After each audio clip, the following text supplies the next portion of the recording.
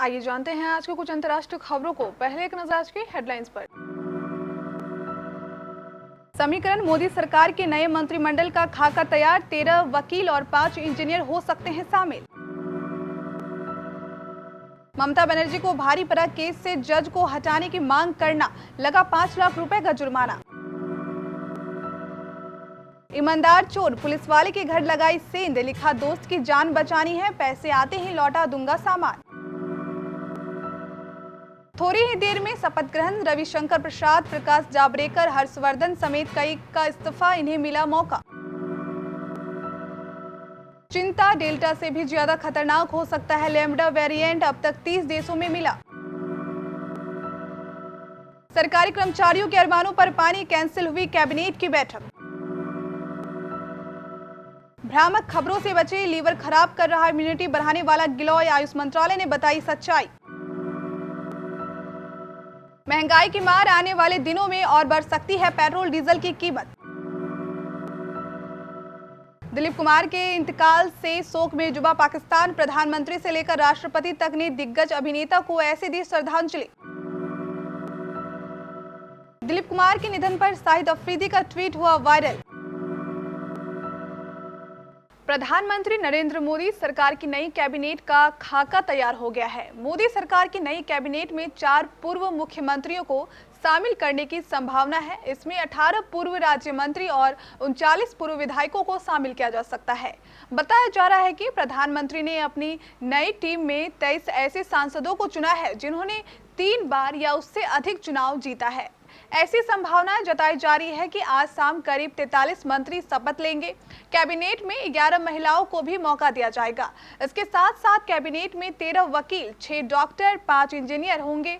सूत्रों के मुताबिक मोदी की नई टीम का जो खाका तैयार हुआ है उसमें वरिष्ठता, अनुभव, पेशा के साथ साथ कर्तव्य निष्ठा को भी प्राथमिकता दी जा रही है। कैबिनेट की औसत आयु करीब 58 साल की होगी। 14 मंत्री ऐसे हैं जिनकी उम्र 50 से नीचे है।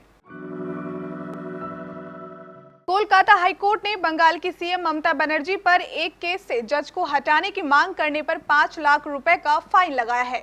उन्होंने एक मामले में कोलकाता हाईकोर्ट के जज कौशिक चंद को हटाने की मांग की थी। ममता बनर्जी ने जज कौशिक चंद पर आरोप लगाया था कि उनके बीजेपी के साथ रिश्ते हैं। तृणमूल कांग्रेस प्रमुख की अर्जी को खुद जस्टिस कौशिक चंद ने खारिज कर दिया था। हालांकि इस पूरे मामले में जुड़े लोगों का कहना है कि जस्टिस कौशिक चंद ने अपने व्यक्तिगत विवेक के आधार पर मामले की और सुनवाई नहीं करने का फैसला किया है। इसके अलावा मामले को अपनी पीठ से अलग कर दिया है।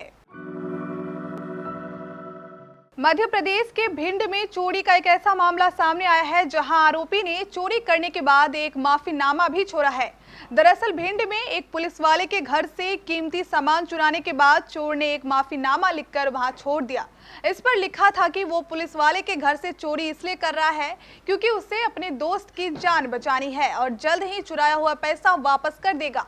पुलिस ने मंगलवार को इसकी जानकारी दी। बता दें कि भिंड के रहने वाले एक पुलिस वाले के घर पर शख्स ने चोरी की जो छत्तीसगढ़ में तैनात है। उस पुलिस वाले का परिवार भिंड में रहता है।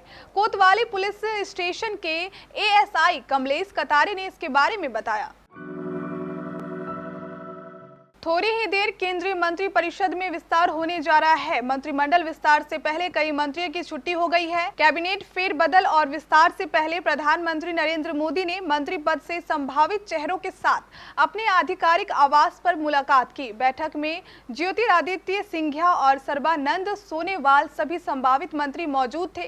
इस दौरान केंद्रीय गृह मंत्री अमित शाह, केंद्रीय सड़क परिवहन और राजमार्ग मंत्री नितिन गडकरी, रक्षा मंत्री राजनाथ सिंह और भाजपा अध्यक्ष जेपी नड्डा भी मौजूद रहे। कोरोना वायरस के डेल्टा वेरिएंट ने दुनिया में तबाही मचा दी। इस वेरिएंट ने भारत में कोरोना की दूसरी लहर तहत लाखों लोगों की जान ली और आज भी इस डेल्टा वेरिएंट को स्वास्थ्य अधिकारियों ने वेरिएंट ऑफ कंसर्न की श्रेणी में रखा हुआ है। डेल्टा के बाद अब कोरोना वायरस के लैम्ब्डा वेरिएंट को सबसे ज्यादा खतरनाक बताया जा रहा है। मलेशिया के स्वास्थ्य मंत्रालय ने इसे वेरिएंट ऑफ कंसर्न की श्रेणी में डाल दिया है। मंत्रालय ने जानकारी दी है कि अब तक 30 से ज्यादा देशों में लैम्ब्डा वेरिएंट के मामले मिले हैं। मलेशिया के स्वास्थ्य मंत्रालय ने सोमवार को ट्वीट किया और बताया कि लैम्ब्डा स्ट्रेन पेरू में सबसे पहले पाया गया। यह दुनिया में सबसे ज्यादा मृत्यु दर वाला देश है। आज होने वाली कैबिनेट की बैठक रद्द हो गई है। इसी के साथ महंगाई भत्ते और महंगाई राहत में इजाफा का सपना देख रहे लाखों कर्मचारियों को एक बार फिर निराश होना पड़ा है। दरअसल केंद्र कर्मचारियों इस बात की आस लगाए थे कि आज होने वाली कैबिनेट की बैठक में महंगाई भत्ते और महंगाई राहत को लेकर कोई फैसला आ जाएगा, लेकिन बैठक रद्द हो जाने से सबके अरमानों पर पानी फिर गया है। गौरतलब है कि जून के अंतिम सप्ताह में वित्त मंत्रालय ने साफ कर दिया था कि केंद्र कर्मचारियों के महंगाई भत्ते और महंगाई राहत को लेकर केंद्र सरकार ने कोई आदेश जारी नहीं किया है। वित्त मंत्रालय ने सोशल मीडिया पर वायरल हो रहे खबर को फर्जी करार दिया था। वित्त मंत्रालय के इस बयान से लाखों केंद्र कर्मचारियों को निराश हाथ लगी है।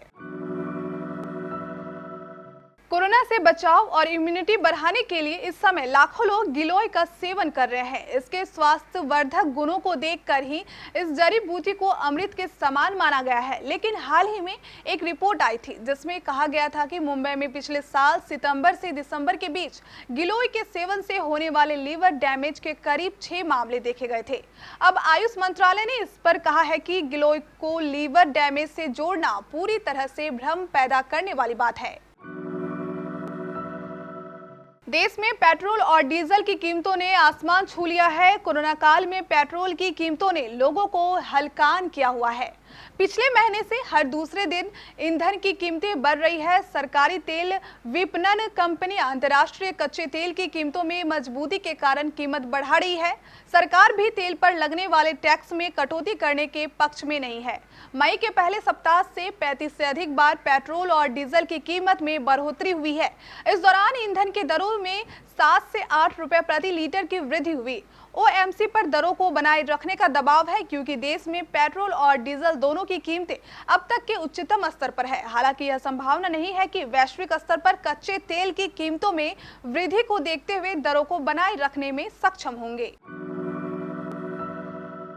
अपने शानदार अभिनय से पूरी दुनिया में नाम कमाने वाले हिंदी सिनेमा के दिग्गज अभिनेता दिलीप कुमार का बुधवार को इंतकाल हो गया है। वह 98 साल के थे। दिलीप कुमार अपनी जिंदगी के आखिरी दिनों में बीमार रहने लगे थे। हाल ही में सांस की परेशानी और उम्र संबंधी बीमारी के चलते उन्हें मुंबई के हिंदुजा अस्पताल में भर्ती कराया गया था।